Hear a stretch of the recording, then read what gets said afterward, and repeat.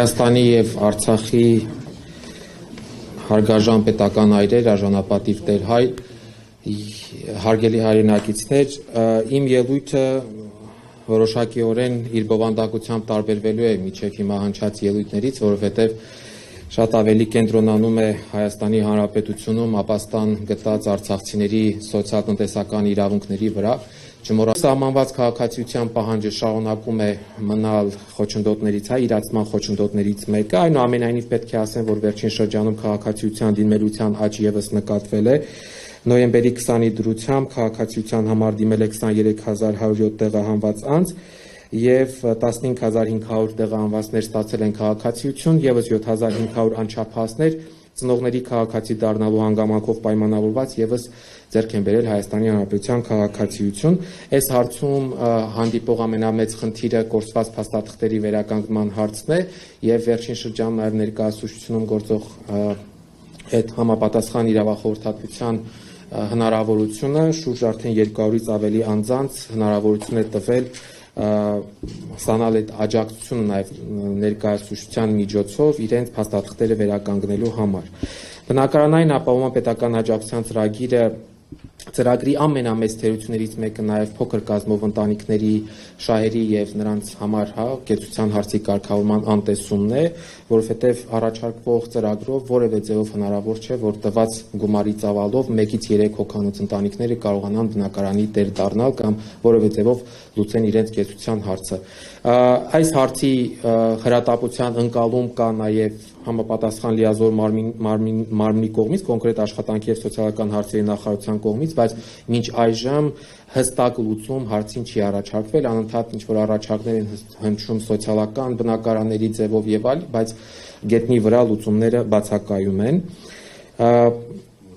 Որոշակի մեղմելու համար վերջերս շրջանառության մեջ է դրվել փոքր կազմով ընտանիքների համար երկարաժամկետ վարձավճարի երկարաժամկետ մասնակի հատուցման ծրագիրը, որը բազմաթիվ խնդիրներ է պարունակում, օրինակ սահմանվում է տարիքային շեմ ընտանիքի անդամների համար, սահմանվում է այն, որ այդ ծրագրից օգտվելու պարագայում անձը այլևս զրկում է հավաստագրի ծրագրից օգտվելու հնարավորությունից եւ ըստ այդմ, ասենք 10 տարի վարձավճարի փոխհատուցում ստանալուց հետո մարդը ոչ ունենալու է սեփականության իրավունք, ոչ էլ ըստ էության 10 տարի հետո նորից պետք է պետությունը անդրադառնա այդ անձանց կեցության հարցի կարգավորման խնդրին։ Գործում է նաև հրատապ աջակցության ծրագիրը, որը թեև ընթացքի մեջ է, բայց բազմաթիվ ես էլ անձամբ ստանում եմ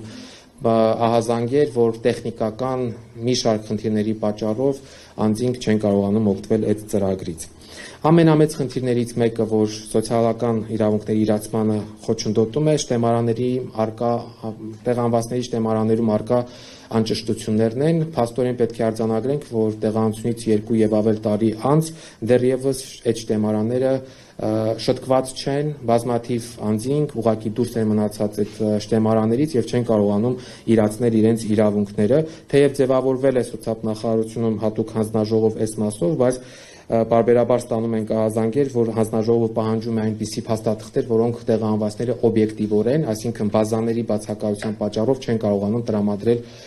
հանձնաժողովին։ Հետևաբար այս հարցը եւս հետագայում պետք է մշտապես ուշադրության կենտրոնում պահել։ Կենսաթոշակների առնչվող հարցերը շուրջ 30,000 կենսաթոշակառու ունենք տեղահանված, թիվը որոշակի կարող է աճ է ունեցել վերջին շրջանում։ Կենսաթոշակների ապահովման տեսանկյունից լրջագույն խնդիրներից մեկը, որ արձանագրվում էր ստաժերի հաստատման խնդիրներ,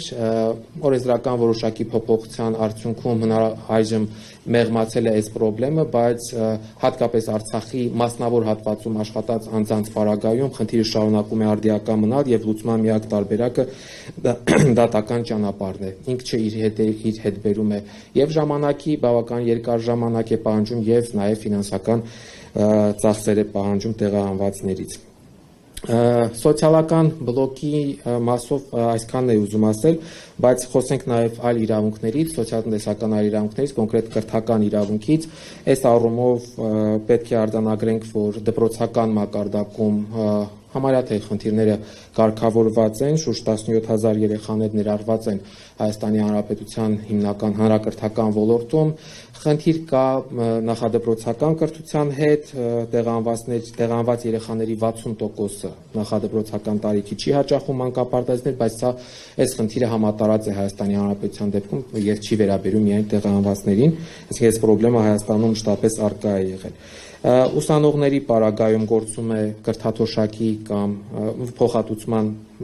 վարձավճարի փոխհատուցման ծրագիր, թեև եղել է խոստում, որ 2025-26 ուսումնական տարում ընդունված ուսանողները եւս օգտվելու են այդ ծրագրից, բայց մինչեւ այժմ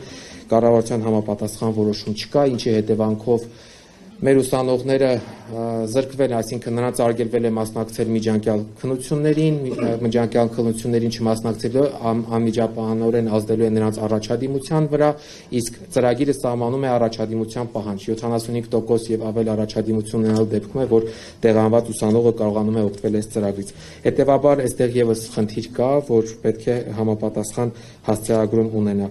Լուրջ խնդիր է նաև այն, որ ոչ պետական բուհական համակարգում ներառված ուսանողները այս ծրագրերից չեն օգտվում, մեր առաջարկներին իդեմ որևէ լուծում մինչև այժմ չի տրվել, այսինքն այն տեղանված ուսանողները, որոնք որ ոչ պետական բուհական համակարգում են, բայց ունեն բավականին բարձր առաջադիմություն, փաստացի չեն կարողանում ստանալ վարձավճարի փոխհատուցում։ Ուսանողների շրջանում կա իրազեկվածության լրջագույն խնդիր եւ այստեղ կարծում եմ անելիքներ ունենք ոչ միայն լիազոր մարմինը, այլ նաև մեզանից, այսինքն մարդիկ, ովքեր որ այս ոլորտում աշխատում են կամ որոշակի գործունեություն են ծավալում։ Առողջապահության համակարգի մասով կարող եմ ասել, որ երևի թե ինտեգրման տեսանկյունից, ներառման տեսանկյունից ամենահաջողվածներից մեկն է ի համեմատություն մյուս ոլորտների։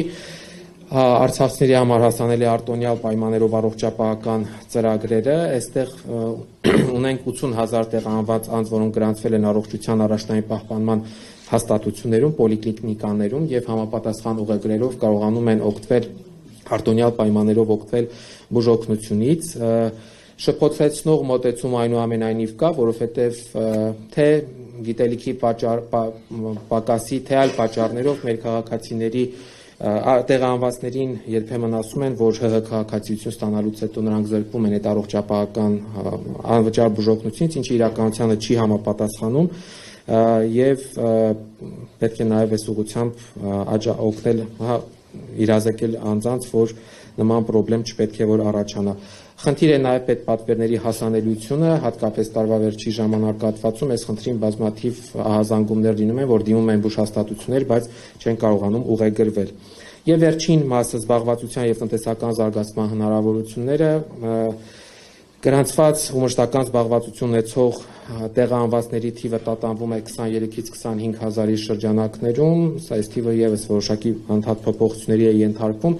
Արկա տվյալների վերլուծության համաձայն միջին աշխատավարձը տեղահանվածների շրջանում կազմում է 150,000 դրամ, ի համեմատություն նշեմ, որ Հայաստանի Հանրապետության ընդհանուրը կազմում է 280-300,000 դրամ, այսինքն ընդհանուրից համարյա թե կրկնակի տեղահանվածներ ավելի քիչ են վճարում։ Սրա պատճառը ոչ թե այն է, որ տեղահանված են դրա համար են քիչ վճարում, այլ համալրել են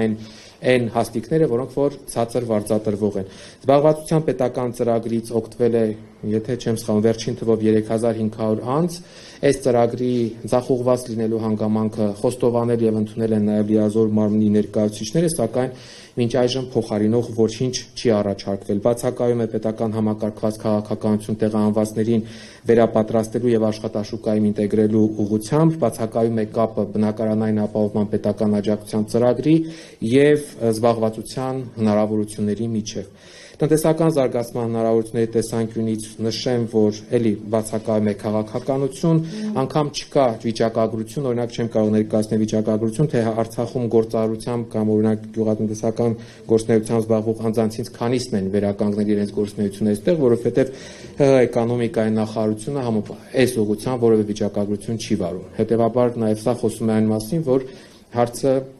պատշաճ ուշադրության չի արժանանում։ Հայաստանի Հանրապետությունում գործող տնտեսական զարգացման ծրագրերը թեև ֆորմալ առումով հասանելի են տեղահանվածների համար, սակայն գործնականում հանդիպող բազմաթիվ խնդիրների պատճառով, օրինակ վարկունակության խնդիր, սև ցուցակներում ներառված լինելու խնդիր բանկերի կողմից եւ այլ տեխնիկական եւ ոչ տեխնիկական բազմաթիվ խնդիրների պատճառով անհասանելի են տեղահանվածների համար։